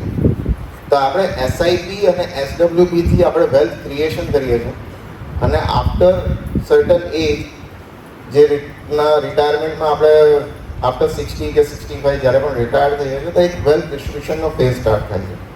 તો તમે જે કોર્પસ ક્રિએટ કર્યું છે તેમાંથી સિસ્ટમેટિકલી વિથડ્રો થશે આની અંદર. એ મ્યુચ્યુઅલ ફંડ્સમાંથી તમારા બેંક એકાઉન્ટમાં ટ્રાન્સફર થશે, બટ એ સિસ્ટમેટિકલી ટ્રાન્સફર થશે એવરી મંથ. જે રીતના સિસ્ટમેટિકલી આપણે ઇન્વેસ્ટ કરીએ છીએ તે રીતના સિસ્ટમેટિકલી વિથડ્રો કરીએ છીએ. બાકી સિસ્ટમેટિકલી ઇન્વેસ્ટમેન્ટ કરવું શું કામ જરૂરી છે? કોઈ આઈડિયા? આપણે પિરિયોડિકલી રિકરિંગ કરીએ છીએ તે પિરિયોડિકલી ઇન્વેસ્ટમેન્ટ કરવું શું કામ જરૂરી છે? આપણે આગળ એક સ્લાઇડ જોઈ હતી અત્યારે. આ સ્લાઇડ જોઈ છે. આપણે નોર્મલી શું કરીએ છીએ? ઇક્વિટીમાં જ્યારે રિટર્ન્સ દેખાય છે, જ્યારે ઇક્વિટી માર્કેટ ગ્રીનમાં છે એ વખતે આપણે ઇન્વેસ્ટમેન્ટ કરીએ છીએ કારણ કે પાસ્ટ રિટર્ન બહુ સારા દેખાય છે. આજે 7th નંબરની કોલમ છે એ કોલમમાં શું છે કે 50% એન્ડ એબોવના રિટર્ન્સ ઇક્વિટી માર્કેટે પર્ટિક્યુલર એક વર્ષમાં જનરેટ કરીને આવ્યા. તે જોઈને આપણે એન્ટર થઈએ છીએ અને ત્યાર પછી આ લેવલ પર આપણે એક્ઝિટ કરીએ. જે 2008 જે ફર્સ્ટ કોલમ છે કે મેં તો ખોટા ટાઈમ પર એન્ટ્રી લઈ લીધી, ઇક્વિટી માર્કેટમાં તો પૈસા ખૂટે છે એટલા માટે ચલો નીકળી જઈએ એમાં. તો સિસ્ટમેટિક વેમાં ઇન્વેસ્ટમેન્ટ કરવું એટલા માટે જરૂરી છે કે મને, તમને કે ફંડ મેનેજર કે કોઈને પણ એ ખ્યાલ નથી હોતો કે માર્કેટ કયા ડિરેક્શનમાં જવાનું છે શોર્ટ ટર્મમાં. લોંગ ટર્મમાં તો માર્કેટ સારું જ છે, ઇકોનોમી સારી જ રહેવાની છે, બટ શોર્ટ ટર્મમાં માર્કેટ કયા ડિરેક્શનમાં જવાનું છે તે આપણને નથી ખબર. એટલા માટે દરેક લેવલ પર આપણું ઇન્વેસ્ટમેન્ટ હોવું જોઈએ, વેધર એ બુલ રન હોય કે બેર રન હોય. બેર રન એટલે જ્યારે કરેક્શન આવે તેને બેર રન કહેવાય, અને બુલ રન એટલે જ્યારે તમને માર્કેટમાં તેજી દેખાય તેને બુલ રન કહેવાય બેસિકલી.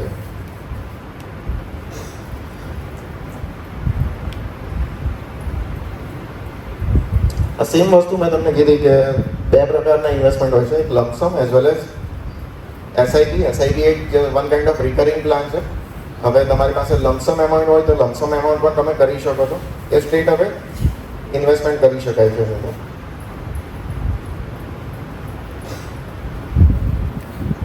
અહીંયા એસઆઈપી આપણે સમજીએ, એક સ્ટોરીથી સમજીએ. એક નાનું બાળક જન્મે છે તો એના જન્મ વખતે એના ફાધર અને મધર એના માટે એક એસઆઈપી સ્ટાર્ટ કરે છે. તો એ બાળક જ્યારે જન્મે છે ત્યારે એની એજ હોય છે ઓલમોસ્ટ નાનું જ હોય છે, એટલે એના ફાધરની એજ ઓલમોસ્ટ 35 હોય તો એનું બાળક 25 વર્ષનું થાય ત્યાં સુધી એ ઇન્વેસ્ટમેન્ટ કરે છે આની અંદર.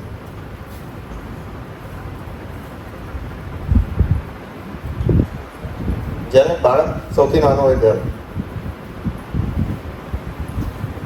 ને ત્યાર પછી એ જે બાળક છે તે સેમ ઇન્વેસ્ટમેન્ટ એના 60 યર્સ સુધી કન્ટિન્યુ રાખે છે. એ તમારી એસઆઈપી કેટલી ચાલવાની? ટોટલ 60 વર્ષ સુધી ચાલવાની. હવે 7% ઇન્ફ્લેશન પકડીએ તો ઇન્ફ્લેશન પ્રમાણે એ એમાઉન્ટ કેટલી થશે? કેટલો ફિગર છે? 1,11,00,000. સેમ વસ્તુ આપણે સપોઝ કોઈ હાઇબ્રિડ ફંડમાં ઇન્વેસ્ટમેન્ટ કરીએ જે ઇક્વિટી ફંડ કરતાં થોડુંક ઓછું એગ્રેસિવ હોય, કારણ કે એની અંદર ગવર્મેન્ટ સિક્યોરિટીમાં પણ ઇન્વેસ્ટમેન્ટ થાય છે જેનું એવરેજ રિટર્ન 7-8% હોય છે, અને ઇક્વિટી માર્કેટમાં પણ ઇન્વેસ્ટમેન્ટ થાય છે જેનું રિટર્ન ઓલમોસ્ટ 10-12%ની આજુબાજુ આપણે એક્સપેક્ટ કરી શકીએ. તો એવરેજ રિટર્ન ઓલમોસ્ટ હાઇબ્રિડ ફંડ્સમાં આપણે 10% પકડીએ તો 10% પ્રમાણે એ વેલ્યુ કેટલી થવી જોઈએ? આ 1,11,00,000 છે. કોઈ ગેસીસ?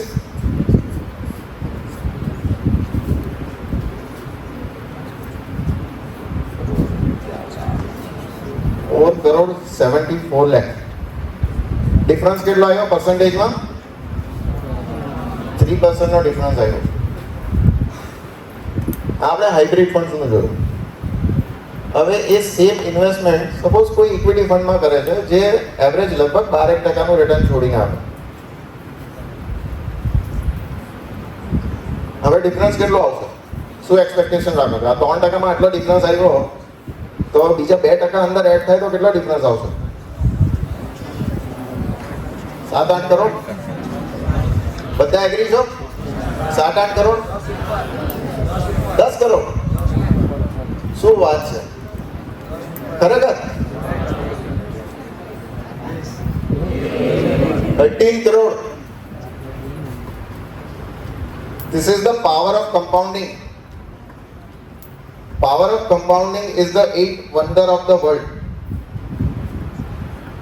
ખાલી 7% થી 12% રિટર્ન ડિફરન્સમાં ડિફરન્સ કેટલો આવ્યો અહીંયા? એક જગ્યાએ 13 કરોડ છે ને એક જગ્યાએ 1,11,00,000 છે. That means almost 12 કરોડનો ડિફરન્સ. તો સેવિંગ્સ અને ઇન્વેસ્ટમેન્ટની વચ્ચે આ જ બેઝિક ડિફરન્સ છે. આપણે ઇન્વેસ્ટમેન્ટ કરવાનું છે, સેવિંગ્સ હોવું જોઈએ, બટ સેવિંગ્સ તમારા શોર્ટ ટર્મ પીરિયડ માટે હોવું જોઈએ. જે રિક્વાયરમેન્ટ તમારી 3 વર્ષની અંદરની છે તો તેના માટે સેવિંગ્સ હોવું જોઈએ. જે તમારી રિક્વાયરમેન્ટ 5 વર્ષની અંદરની છે તો તેના માટે સેવિંગ્સ હોવું જોઈએ. બટ જે ગોલ તમારા 5 વર્ષથી ઉપરના છે તો તેના માટે આપણે ઇન્વેસ્ટમેન્ટ કરવું જોઈએ. કારણ કે ઇક્વિટી માર્કેટ વોલેટાઇલ છે. 3 વર્ષ 5 વર્ષ માટે ઇક્વિટી માર્કેટમાં કોઈએ નહીં આવવું જોઈએ. 5 વર્ષથી ઉપરનો જો તમારો હોરાઇઝન હોય કે પીરિયડ હોય તો તમારે ઇક્વિટી માર્કેટમાં આવવું જોઈએ. આપણા દરેકે દરેક વ્યક્તિના એક ગોલ હોય છે. એક ડ્રીમ કાર આપણે લેવાની છે, હોમ, ઘર મસ્ત એકદમ એન્ટિલા જેવું હોવું જોઈએ. મેરેજ પણ ઓલમોસ્ટ આપણે અંબાણી સાહેબે અત્યારે કર્યા, અનંત અંબાણીના, એટલા લેવિશ મેરેજ તો નહીં, બટ પ્રોપર મેરેજનું પ્લાનિંગ પણ થવું જોઈએ. ચાઇલ્ડ એજ્યુકેશન પણ ઇમ્પોર્ટન્ટ છે અને રિટાયરમેન્ટ એ સૌથી વધારે ઇમ્પોર્ટન્ટ છે. આપણે અહીંયા કોઈ પણ ઇન્વેસ્ટમેન્ટ કરીએ તો એક ટાઈમલાઈન સાથે તમારું ઇન્વેસ્ટમેન્ટ થવું જોઈએ.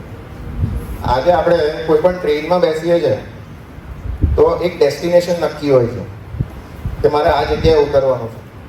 તો સેમ વે તમારું ઇન્વેસ્ટમેન્ટ પણ કોઈ ટાઈમલાઈન સાથે હોવું જોઈએ કે તમારા ગોલ સાથે લિંક હોવું જોઈએ કે તમારા ફ્યુચર ગોલ શું છે. તો તે પ્રમાણે તમારું ઇન્વેસ્ટમેન્ટ હોવું જોઈએ. ફોર એક્ઝામ્પલ આપણે કાર બાય કરવી છે તો 5 વર્ષ પછી આપણે સપોઝ કાર બાય કરવી છે. આપણે ઘર નવું લેવું છે તો ઓલમોસ્ટ 10 વર્ષ પછી આપણે લેવું છે, તો એના માટેનું આપણે પ્લાનિંગ કરવાનું છે. બીજું કે મેરેજ માટે 7 વર્ષ પછીનું પ્લાનિંગ છે. ચાઇલ્ડ એજ્યુકેશન માટે ઓલમોસ્ટ નાનું બાળક હોય છે તો એ જ્યારે જન્મે છે તો ઓલમોસ્ટ 18 વર્ષે કોલેજમાં આવે છે તો તે વખતે એનું પ્લાનિંગ કરવાનું હોય છે.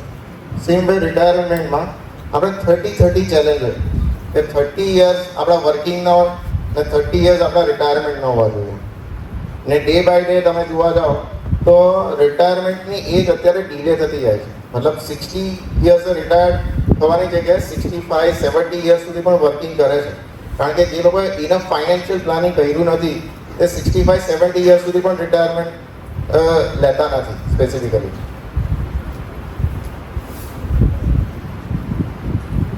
ને દરેક ગોલ તમારા વેલ્યુ સાથે લિંક હોય છે. તો કાર જે આપણે લેવાની છે તો કેટલી અમાઉન્ટની છે? કેટલી છે? 15 lakhs. આજે નોર્મલી કોઈ સુરતમાં 2 BHK નું ઘર લેવું હોય તો ઓલમોસ્ટ 50 lakhs 70 lakhsની આજુબાજુ સ્ટાર્ટ થાય છે. ઇવન નવસારીમાં પણ ઓલમોસ્ટ 50 lakhsની આજુબાજુના તો 2 BHK કે 3 BHK ના રેટ ચાલે છે અત્યારે. મેરેજમાં પણ નોર્મલી આટલો ખર્ચો તો થાય છે.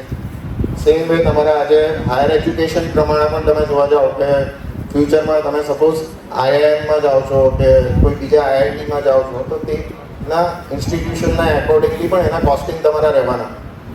સેમ વસ્તુ તમારે રિટાયરમેન્ટની છે. એમાઉન્ટ ઘણી મોટી છે કારણ કે રિટાયરમેન્ટ તો 10 કરોડ છે, પેલું 70 lakhs છે, બીજા બધા ઓલમોસ્ટ લેક્સમાં છે. 25, 70, 15 lakhs છે. બટ રિટાયરમેન્ટની એમાઉન્ટ બહુ મોટી છે, 10 કરોડ છે. કારણ કે 10 કરોડ શેના માટે જરૂરી છે? કારણ કે આપણી પેસિવ ઇન્કમ કન્ટિન્યુ રહેવી જોઈએ. જે રીતના જૈનિશે કીધું, એક એક્ટિવ ઇન્કમ આપણે કામ કરીએ ત્યારે બનાવીએ છીએ ને રિટાયરમેન્ટમાં આપણી પેસિવ ઇન્કમ આપણને કામ લાગે છે. એમાઉન્ટ બહુ મોટી છે બટ એચીવ કરવા માટે મંથલી ડિવાઈડ કરીએ તો આપણે મંથલી એસઆઈપીની રિક્વાયરમેન્ટ આટલી આવે છે તમારા ગોલની.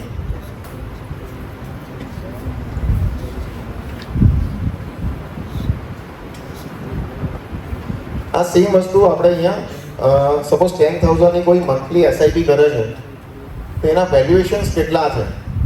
5 વર્ષ પછી, 10 વર્ષ પછી, 15 વર્ષ પછી, 20 વર્ષ પછી અને 30 વર્ષ પછી. અને એમાં 2 લાઈન છે, એક વ્હાઇટ લાઈન છે ને એક યલો લાઈન છે. દેખાય છે ને બધાને? વ્હાઇટ લાઈન એ ઇન્વેસ્ટમેન્ટ ઇન્ડિકેટ કરે છે કે આપણે કેટલી એમાઉન્ટ ઇન્વેસ્ટ કરી છે. અને યલો લાઈન શું છે કે 12%ના રિટર્ન્સ પ્રમાણે માર્કેટ વેલ્યુ કેટલી છે એ ઇન્ડિકેટ કરે છે. 5 વર્ષમાં ઇન્વેસ્ટમેન્ટ વેલ્યુ કેટલી છે? 6 lakhsની સામે ઇન્વેસ્ટમેન્ટ વેલ્યુ કેટલી બતાવે? માર્કેટ વેલ્યુ કેટલી બતાવે છે? Yellow line 8 lakhs. 6 lakhsની સામે 8 lakhs છે. મતલબ ડિફરન્સ કેટલો છે? ખાલી 2 લાખનો. જે પ્રમાણે નંબર ઓફ યર્સ ઇન્ક્રીઝ થાય છે, 10 yearsમાં કેટલો ડિફરન્સ છે? 12 lakhsની સામે 23 lakhs, ડબલ જેટલા છે. બરાબર? 15 yearsમાં શું છે? 18 lakhsની સામે 50 lakhs.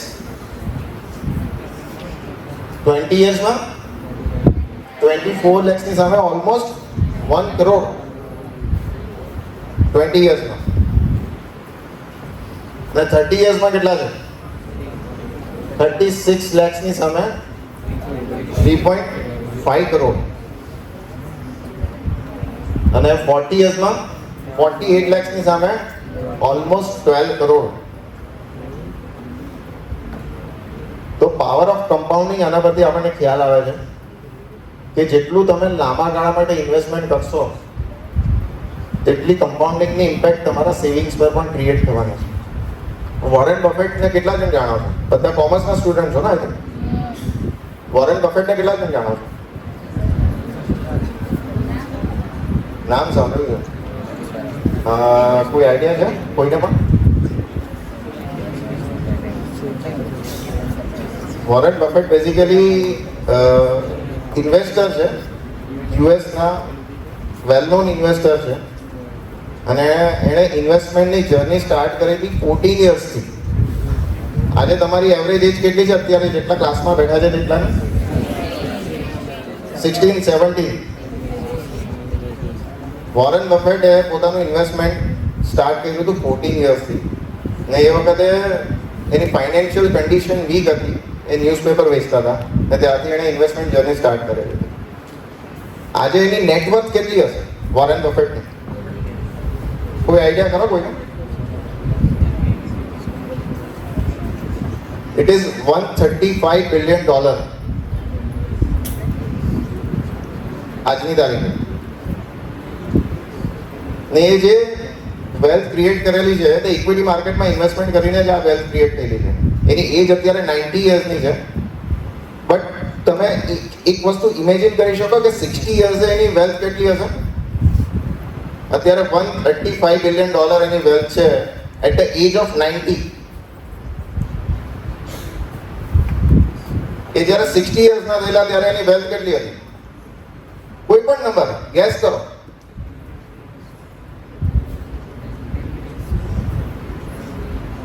એની ગેસ 70 billion.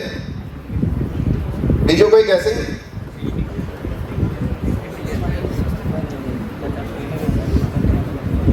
અરે ગેસ કરવામાં શું વાંધો છે? 50 billion. 50 billion પણ નથી, 70 billion પણ નથી. બીજો કોઈ ગેસિંગ?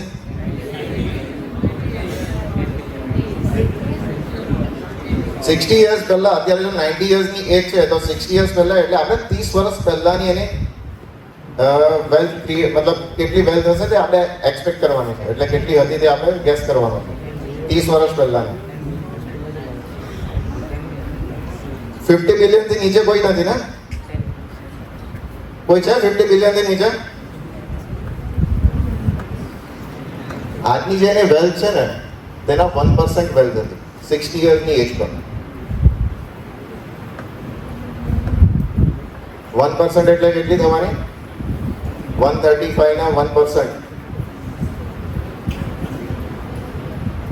1 billion ની આજુબાજુ થાય 1.35.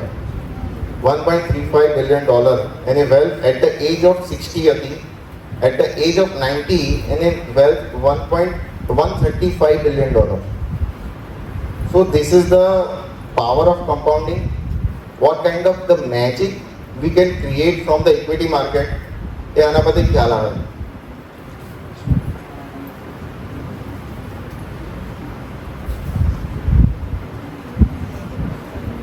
સેમ વસ્તુ આ તમારું ઇન્ફ્લેશન આપણે અહીંયા શો કર્યું છે કે આપણે સેવિંગ્સ નથી કરતા કે ઇન્વેસ્ટમેન્ટ નથી કરતા અને સપોઝ ₹1 લાખ આપણે એમ જ મૂકી રાખીએ છીએ.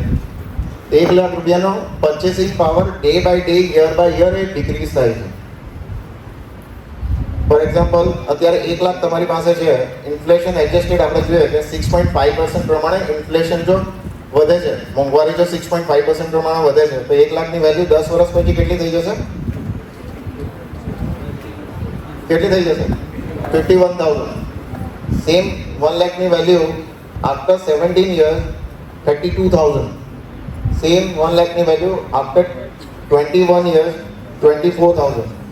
ને 17,000 આફ્ટર 26 years. આ પરચેસિંગ પાવર શો કરે છે કે જે પ્રમાણે ઇન્ફ્લેશન વધશે તે પ્રમાણે એનો 1 લાખનો પરચેસિંગ પાવર 26 years પછી ખાલી 17,000 નો જ રહેશે.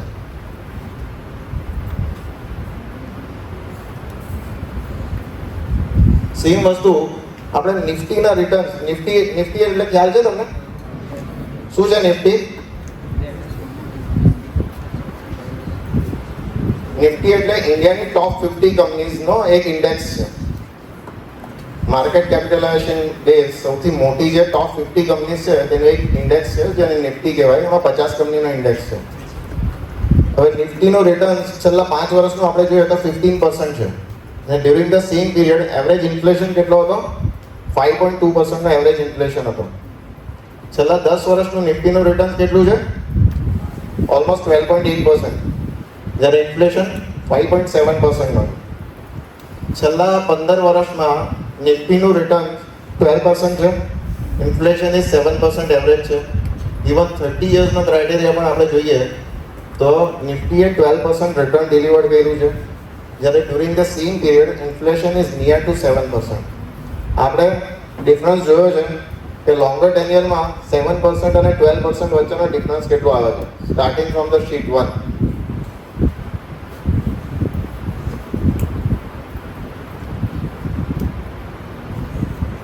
બીજા બધા અમુક આ બિહેવિયરલ બાયસનેસના રિલેટેડ છે જે માર્કેટમાં ઇન્વેસ્ટમેન્ટની સાથે આવતા હોય, એટલે જે પ્રમાણે it is not for use basically કે જે ઇન્વેસ્ટર્સ છે કે જે મેચ્યોર છે તે લોકોના માટે જાણવું વધારે જરૂરી છે. તો SIP basically as low as 500 થી તમે સ્ટાર્ટ કરી શકો છો. એવું કોઈ સ્પેસિફિક એમાઉન્ટ નથી. 500 રૂપિયા દર મહિને તમે જો બચાવવા હોય તો તમે બચાવી શકો છો. તમારા નામથી પણ તમારે એસઆઈપી સ્ટાર્ટ કરવી હોય તો તમે કરી શકો છો. As you are the minor below the age of 18 તો તમે ફાધર એઝ અ ગાર્ડિયન તરીકે તમે ત્યાંથી એસઆઈપી સ્ટાર્ટ કરી શકો છો. અને સૌથી પહેલાં તો તમારું સેવિંગ્સ એકાઉન્ટ ખોલાવો. સેવિંગ્સ એકાઉન્ટ ખાલી એક જ સ્ટુડન્ટનું છે ક્લાસમાંથી. દરેકે દરેક સ્ટુડન્ટનું સેવિંગ્સ એકાઉન્ટ એટલીસ્ટ હોવું જોઈએ એની અંદર. તો કેમ એક જ જણે કીધું સેવિંગ્સમાં બધા હાથ નથી ભાઈઓ?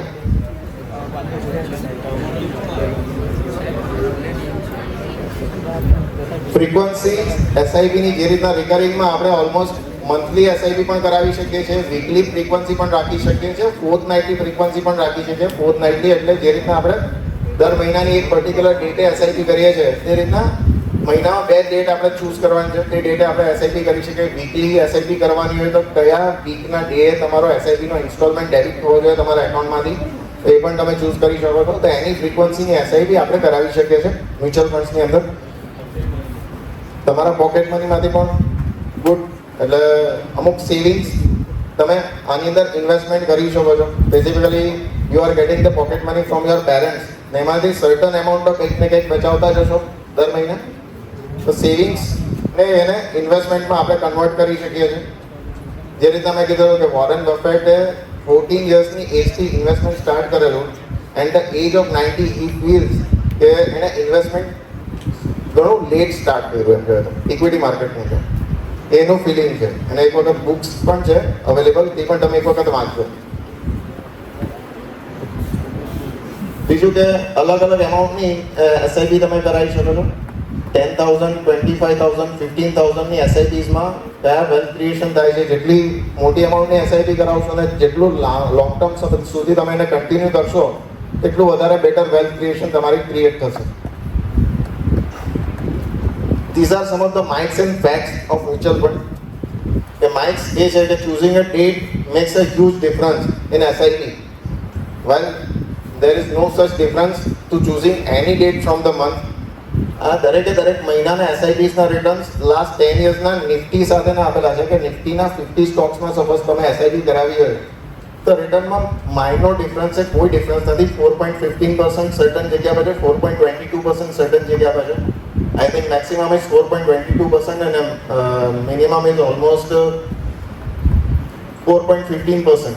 So there is a difference of certain bits in terms of the returns. તો એમાં કોઈ મતલબ કોઈ પણ ડેટની એસઆઈપી આપણે ચૂઝ કરી શકીએ છીએ તમારા ઇન્વેસ્ટમેન્ટ માટે. There is another mind કે timing of the market is important.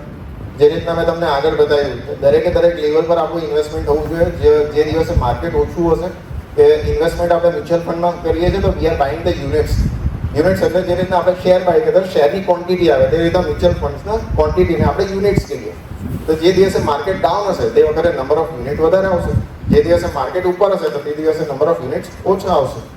But timing of the market is next to impossible. કોઈ પણ મોટો એક્સપર્ટ હોય માર્કેટમાં એને ટાઈમિંગ નથી કરી શકવાનો કારણ કે માર્કેટના લેવલ ઘણા બધા ફેક્ટર્સ સાથે એસોસિએટેડ હોય. એટલા માટે timing of the market is almost impossible. No one can time the market. અહીંયા સેમ વસ્તુ આપણે રોલિંગ રિટર્ન્સમાં મેન્શન કરી છે કે કેટલા ઇન્સ્ટન્સમાં તમારા 8% એન્ડ એબોના રિટર્ન્સ છૂટાય છે અને કેટલા ઇન્સ્ટન્સમાં 8% ના બિલોના રિટર્ન્સ છૂટાય છે. તો 15 યર્સ એન્ડ એબોમાં તમે જુઓ તો 8% કરતાં બિલોના રિટર્ન્સના ચાન્સીસ ખાલી 3% છે. જ્યારે 97% ચાન્સીસ એ છે કે 8% એન્ડ એબોના રિટર્ન છૂટા છે. આમાં ખાલી નિફ્ટી 50ની કંપનીઝ આપણે કન્સિડર કરી છે જે પેસિવલી મેનેજ ફંડ છે. એક્ટિવલી મેનેજ ફંડ જે આપણે ફંડ મેનેજરને પૈસા આપીએ છીએ મેનેજ કરવા માટે તે નિફ્ટી કરતાં વધારે બેટર મેનેજ કરવાના છે. નિફ્ટી કરતાં આઉટ પરફોર્મ વધારે કરવાના છે. તો એ ઓબ્વિયસલી આના કરતાં વધારે બેટર રિટર્ન્સ આપણને ડિલિવર કરીને આપી શકે છે ફંડ મેનેજર્સ. બીજું એક માઇક છે કે you need a large amount of investment in mutual fund. બાકી મ્યુચ્યુઅલ ફંડમાં as low as you can start with minimum 500 અને સર્ટન મ્યુચ્યુઅલ ફંડ કંપનીઝ તો એવી પણ છે કે 100 રૂપીસ કે 150 રૂપીસથી પણ તમે મ્યુચ્યુઅલ ફંડમાં સેવિંગ્સ તમારું સ્ટાર્ટ કરી શકો છો. તો મ્યુચ્યુઅલ ફંડમાં ઇન્વેસ્ટમેન્ટ કરવા માટે કોઈ પણ મોટા રોકાણની જરૂર નથી. આજે કોઈને ખ્યાલ હશે રિલાયન્સ જે સૌથી મોટી કંપની છે ઇન્ડિયાની, તેનો રેટ શું છે, પ્રાઇસ શું ચાલે છે અત્યારે, કોઈને ખ્યાલ હશે? 3000 રૂપીસ પર શેરનો રેટ છે. આજે મ્યુચ્યુઅલ ફંડના કોઈ પણ પોર્ટફોલિયોમાં તમે ઇન્વેસ્ટમેન્ટ કરો છો, કોઈ પણ ફંડ મેનેજરના પોર્ટફોલિયોમાં ઇન્વેસ્ટમેન્ટ કરો છો, તો તમારા પોર્ટફોલિયોમાં ઘણી બધી કંપનીઝ આવશે જે transparently every mutual fund companies month on month factsheet publish કરે છે. તેની અંદર કઈ કઈ કંપનીમાં તમારું ઇન્વેસ્ટમેન્ટ થયેલું છે તે બતાવે છે. એમાં રિલાયન્સ પણ આવી જાય છે, નેસ્લે પણ આવી જાય છે, ઘણી બધી કંપનીઝ છે. તો એઝ લો એઝ 100 રૂપીસ કે 150 રૂપીસથી પણ તમે તમારું ઇન્વેસ્ટમેન્ટ સ્ટાર્ટ કરી શકો છો મ્યુચ્યુઅલ ફંડમાં. અને આ દરેકે દરેક કંપનીમાં તમારું પાર્ટિસિપેશન થશે. There is another myth that you attract a huge penalty in case of miss an SIP installment. જો એક SIP installment જો તમારો બાઉન્સ થશે તો મ્યુચ્યુઅલ ફંડ કંપની તરફથી હ્યુજ પેનલ્ટી તમને લાગશે. એક માઇક છે, બટ હા, પેનલ્ટી લાગી શકે છે. તમારી બેંક પેનલ્ટી તમારા પર લગાવી શકે છે, કારણ કે તમારો ઇન્સ્ટોલમેન્ટ મિસ થાય છે તો તે જગ્યાએ તમારી બેંક તમને ચાર્જ કરી શકે છે. બટ મ્યુચ્યુઅલ ફંડ કંપની તમને કોઈ ચાર્જ નથી કરતી કે તમારો કોઈ પણ ઇન્સ્ટોલમેન્ટ મિસ થાય છે તેના ઉપર. બીજી વસ્તુ કે SIP offers the guaranteed return and never incur any losses. This is the right one. આપણે જ્યારે બિઝનેસમાં ઇન્વેસ્ટમેન્ટ કરીએ છીએ તો we should ready for the losses also. But over a longer period of time, losses પ્રોફિટ્સમાં પણ convert થાય છે અને બેટર રિટર્ન્સ પણ ડિલિવર થાય છે.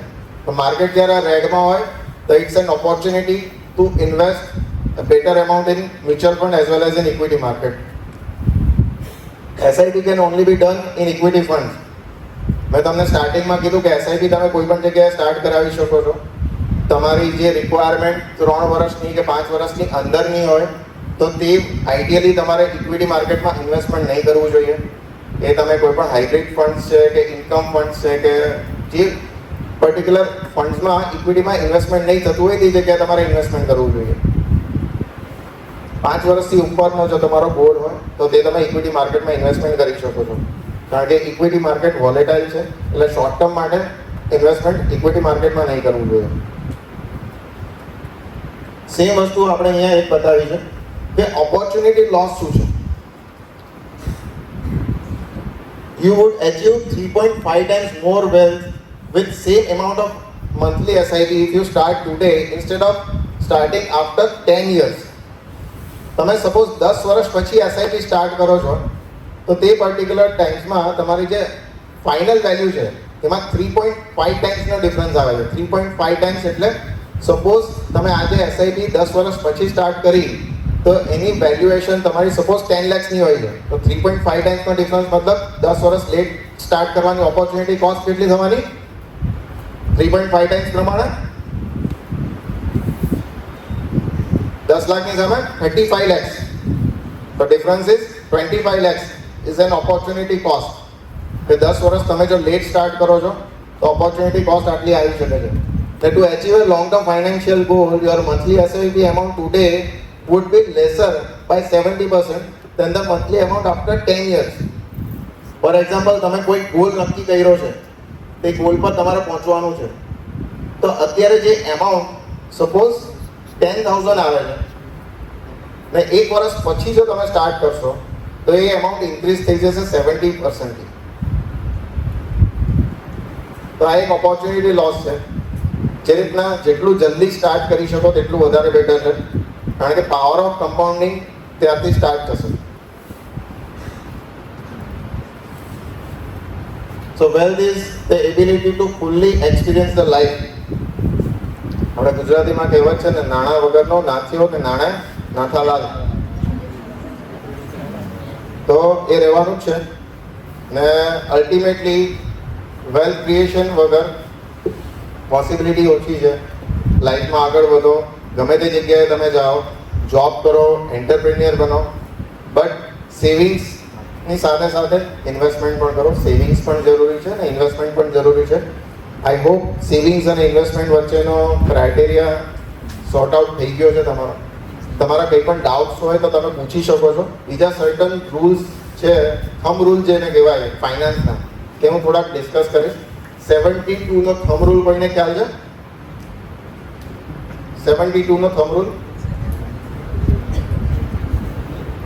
કોઈ પણ?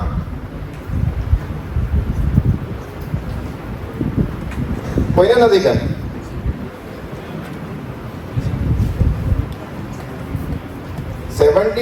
ડિવાઇડેડ બાય તમે જે પર્ટિક્યુલર ઇન્વેસ્ટમેન્ટ એવેન્યુઝમાં તમે ઇન્વેસ્ટમેન્ટ કર્યું છે તેનો એક ઇન્ટરેસ્ટ આવે, તેને ડિવાઈડ કરો તો તેટલા યર્સમાં તમારી અમાઉન્ટ ડબલ થાય છે. ફોર એક્ઝામ્પલ 72 ડિવાઇડેડ બાય 8% ના ઇન્વેસ્ટમેન્ટ એવેન્યુઝમાં તમે ઇન્વેસ્ટમેન્ટ કર્યું છે તો તમારું ઇન્વેસ્ટમેન્ટ કેટલા યર્સમાં ડબલ થશે?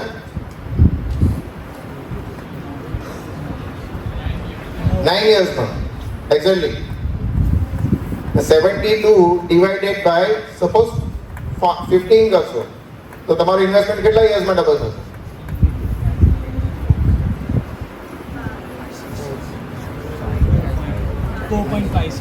4.5. 72 ડિવાઇડેડ બાય આપણે 12 કરીએ તો તમારું ઇન્વેસ્ટમેન્ટ કેટલા યરમાં ડબલ થશે? 6 યર્સમાં. સેમ વે 114 નો એક રૂલ છે કે તમારું ઇન્વેસ્ટમેન્ટ 3 ટાઈમ્સ કેટલા યર્સમાં થશે.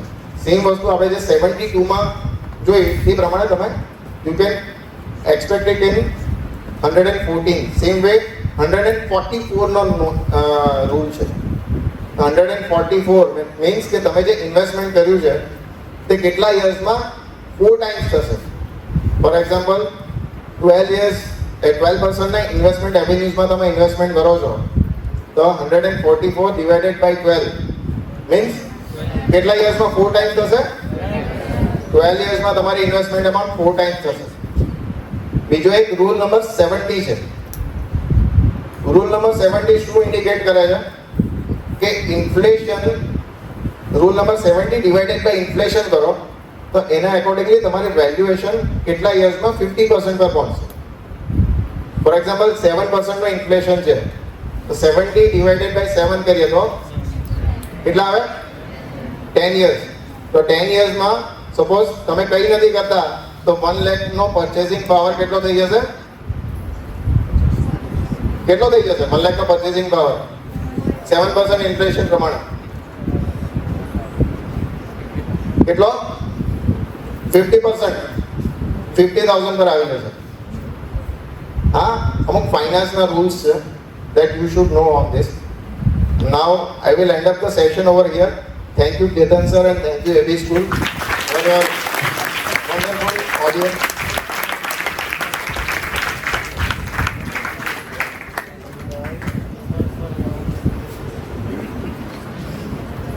આ સેમ વસ્તુ આપણે અહીંયા બતાવી છે. These are the slide of that rules. બસ એ બતાવી.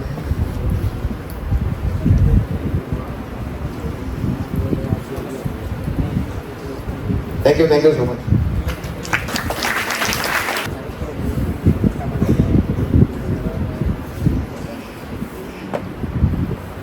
ખૂબ ઇન્ફોર્મેટિવ હતું આજનું સેશન કે આપણે અર્લી કેટલું આપણે ચાલુ કરીએ એટલે આપણે ટાઈમનો ઇન્વેસ્ટમેન્ટ જર્નીમાં ફાઇનાન્સમાં ટાઈમનો કેટલો મહત્વ છે એ જાણવા મળ્યું કે ભાઈ 10 વર્ષ જો આપણે લેટ કરીએ તો આપણે 25 લાખનું નુકસાન થાય. એટલે આપણે એકચ્યુઅલ આપણે જોતા હોય કે ભાઈ હું કોઈ બિઝનેસ કરું કે ઇન્વેસ્ટમેન્ટ કરું તો મને કેટલો લોસ થાય, પણ આપણે કોઈ દિવસ ટાઈમને તો કન્સિડર કરતા જ નથી.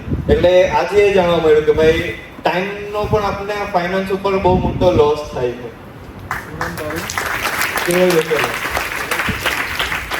હવે આપણે પહેલા સેશનમાં જઈએ પાછા રિકેપ કરવા માટે કે ફર્સ્ટ ઓફ ઓલ થિંગ્સ આપણે વાત કરી હતી કે જોબ કેટલા કરશે અને બિઝનેસના માટે ઘણી બધી રાઇટ હેન્ડ થયા હતા, જોબના માટે ઓછા થયા હતા.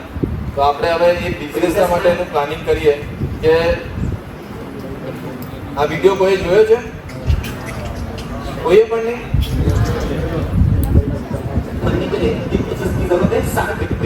આ જોબના માટેનો વિડીયો છે, તમે જોઈ શકો. અને business.